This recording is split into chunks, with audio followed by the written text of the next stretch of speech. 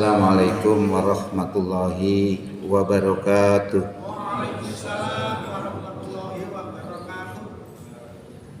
Alhamdulillah, alhamdulillahillazi arsala rasulahu bil huda wa dinil haq liyudhhirahu 'ala dini kulli walau karihal musyrikun. Asyhadu an la ilaha illallah wahdahu la syarikalah wa asyhadu anna Muhammadan abduhu wa rasuluh la nabiyya ba'dah. Allahumma shalli wa sallim wa barik ala Muhammad wa ala alihi wa sahbihi wa sallim ajma'in, amma ba'du. Bapak Ibu jamaah Masjid Al-Hidayah rahimakumullah, syukur alhamdulillah di pagi hari ini kita bisa hadir untuk sholat subuh berjamaah yang dilanjutkan dengan kultum dalam rangka menambah wawasan keislaman kita sekaligus menambah mantapnya keimanan kita. Mudah-mudahan kehadiran kita di pagi ini diterima sebagai amal soleh di sisi Allah Subhanahu wa Ta'ala. Bapak Ibu yang kami hormati, Allah Subhanahu wa Ta'ala berfirman, laqad kana lakum fi rasulillahi uswatun hasanah. Sungguh telah ada untuk kamu pada diri Rasulullah itu suri tauladan yang baik. Artinya dalam segala hal, kalau kita menginginkan menjadikan contoh yang terbaik, ya Rasulullah itu. Apapun, termasuk akhlak, termasuk berhubungan dengan sesama muslim, sesama non muslim, ataupun ketika mendakwakan Islam. Nah, ketika mendakwakan Islam ini ternyata Rasulullah berhasil dalam kurun waktu kurang lebih 22 tahun merubah ideologi kafir menjadi ideologi Islam. Apa yang dimulai? Dari mana dia memulai? Beliau memulai dari pembangunan SDM-nya, sumber daya manusianya, sebelum membangun infrastrukturnya. Makanya di dalam perjalanannya Rasulullah itu 9 tahun itu membangun SDM. SDM dalam Islam ini adalah pembangunan iman takwa. Dengan landasan itulah kemudian segala persoalan akan menjadi beres. Ya.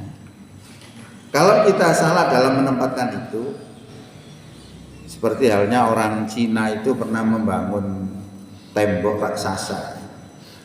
Membangun tembok raksasa itu dengan tujuan apa? Tujuan supaya negerinya aman dari musuh-musuhnya.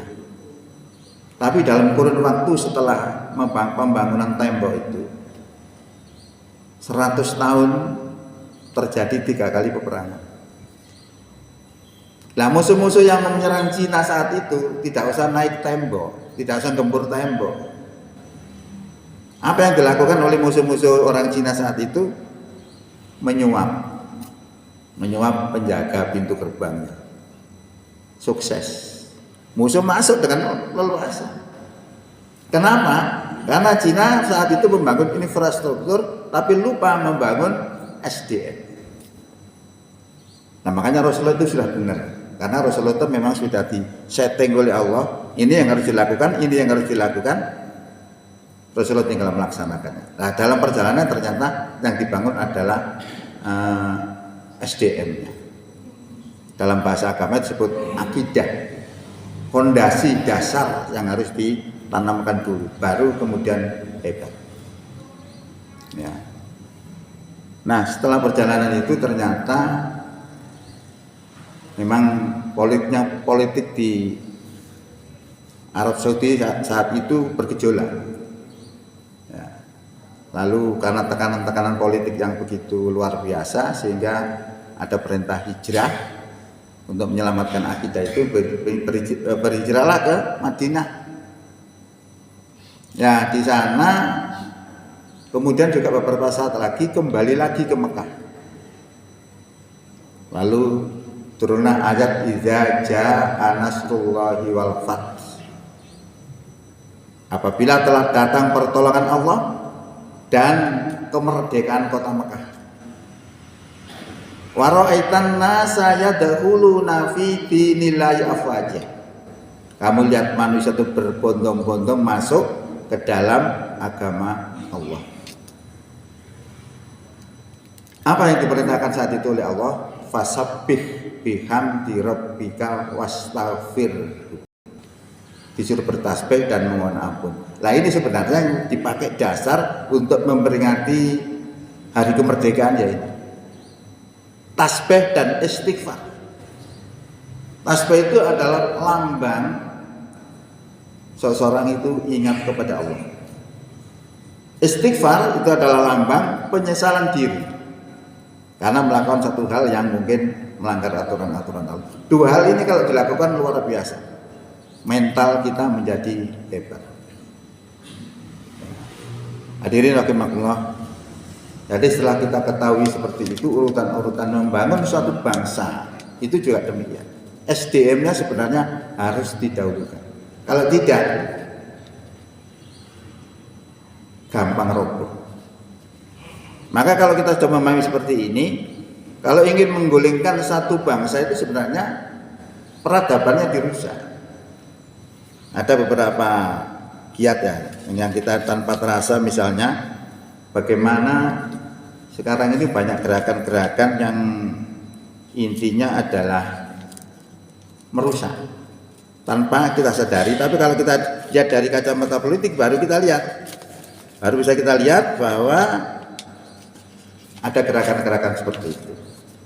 Misalnya merusak rumah tangga, bukan rumah tangga, keluarga, merusak pendidikan, merusak pengaruhnya orang alim.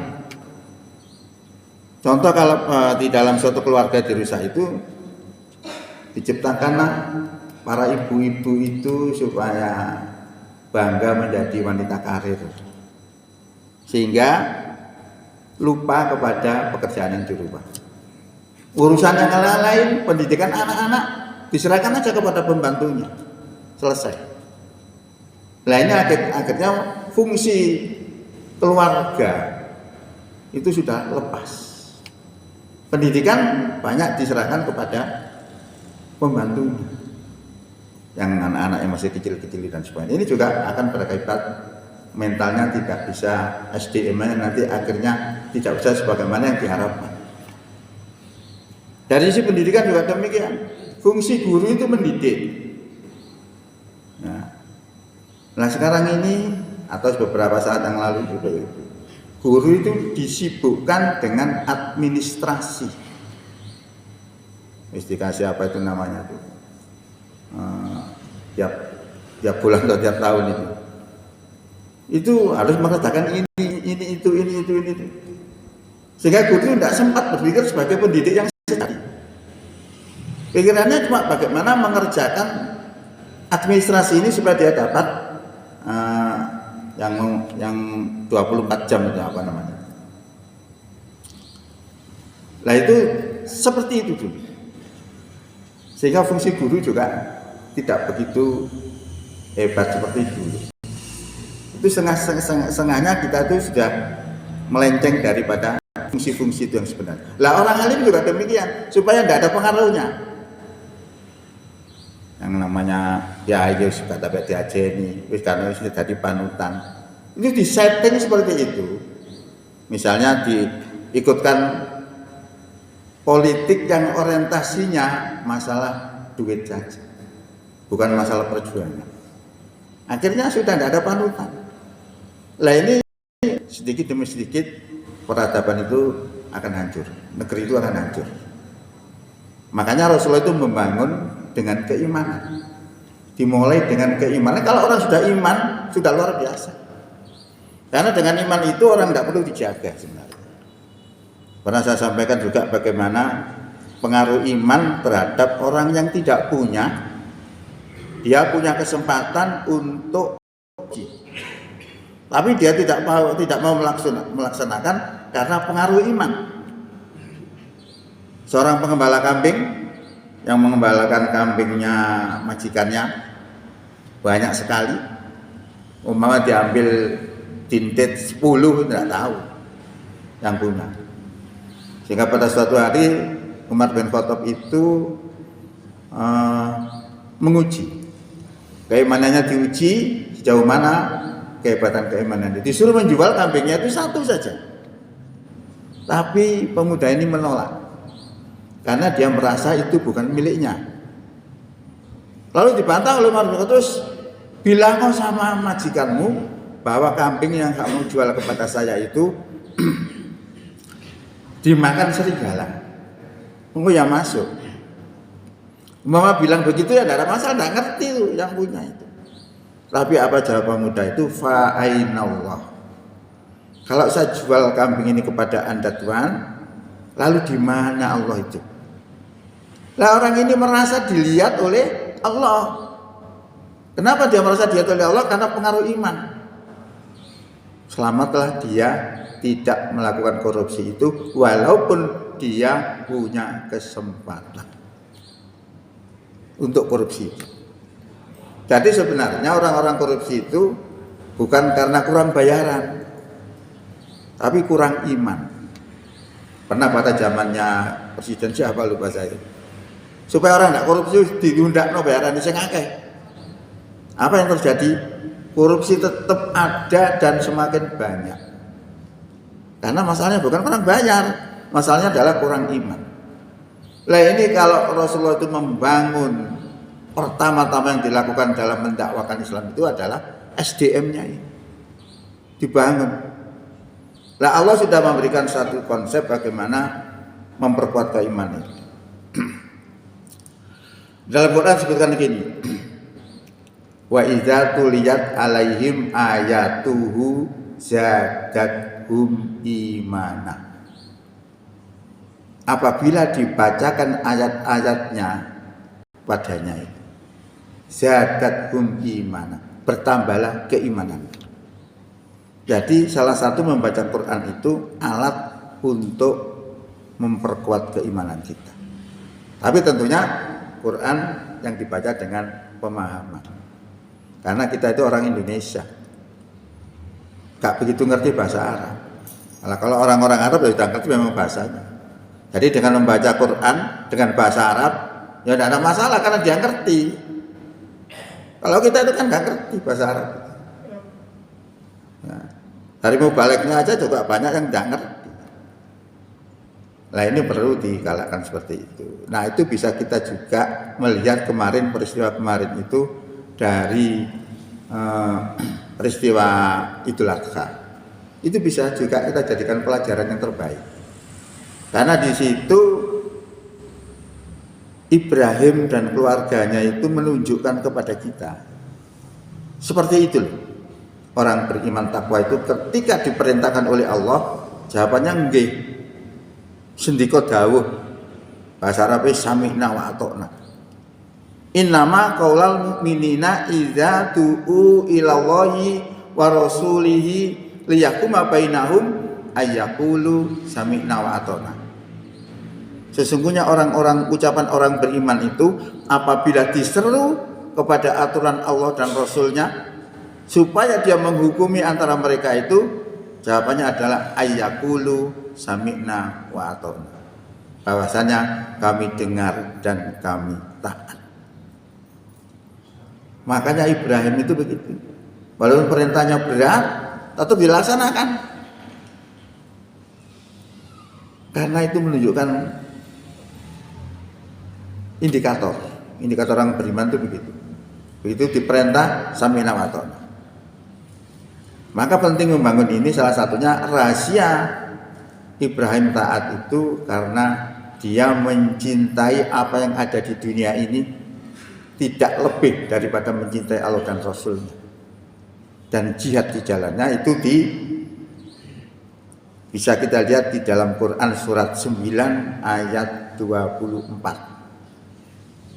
Kul in kana abaukum wa abnaukum wa ikmanukum wa azwajukum wa ashiratukum wa amwalun iktaraftumuha wa tijaratun takhshawna kasadaha wa masakinu tardawnaha ahabba ilaikum minallahi wa rasulihi wa jihadin fi sabilihi fatarabbasu hatta ya'tiyallahu bi amri wallahu la yahdil qaumal fasikin.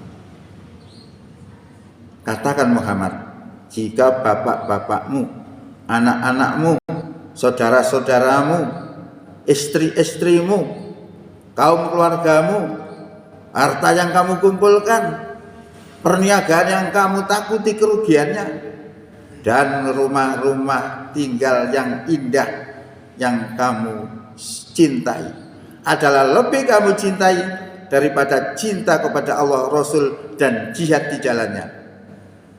Fatarabbasu, maka tunggulah hatta ya'tiyallahu bi amri, sampai Allah datangkan perintahnya. Dan Allah tidak memberi petunjuk kepada orang yang fasik.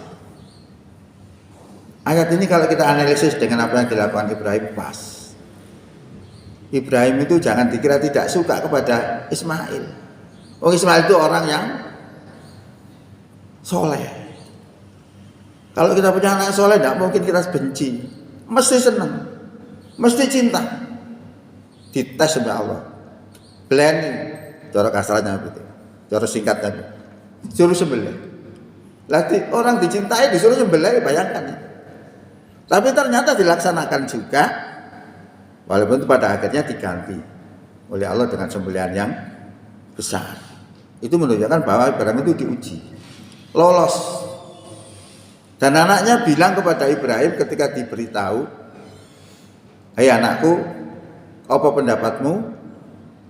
Allah memerintahkan di dalam mimpi itu untuk menyembelih kamu." Jawabannya luar biasa loh. Ya abatif almatu maru satajiduni insyaallahu minas sabirin. Wahai bapakku, laksanakanlah apa yang Allah perintahkan kepadamu, niscaya engkau akan dapati aku insyaallah termasuk orang yang sabar. Jawabannya anak soleh begitu. Jadi intinya apa yang kami sampaikan ini nanti sebenarnya adalah menggugah kepada kita dalam memperjuangkan Islam, dalam mendakwakan Islam. Itu yang harus dibangun dulu adalah mentalnya, ya, adalah SDM-nya. Kalau bahasa kita ya akidahnya. Akidahnya harus iman yang tauhid, dan seterusnya dan seterusnya. Kalau ini kita lakukan, sudah orang seperti itu dikasih pekerjaan apa saja beres. Tidak mungkin main ya, karena dia dikawal oleh imannya itu. Ya, maka perhatian kepada keimanan ini jadi penting, karena juga Allah akan menjanjikan kepada kita nanti yang akan diberi surga itu orang iman takwa. Bukan yang lain, bukan orang yang berada di partai, bukan orang berada di organisasi lain, bukan. Tapi adalah pribadi-pribadi yang iman dan takwa. Maka membangun iman dan takwa menjadi sangat penting, merupakan fondasi awal yang harus dilakukan dalam mendakwahkan Islam di dunia ini. Saya kira itu saja yang bisa disampaikan, mudah-mudahan manfaat. Bila taufik wal hidayah. Assalamualaikum warahmatullahi wabarakatuh.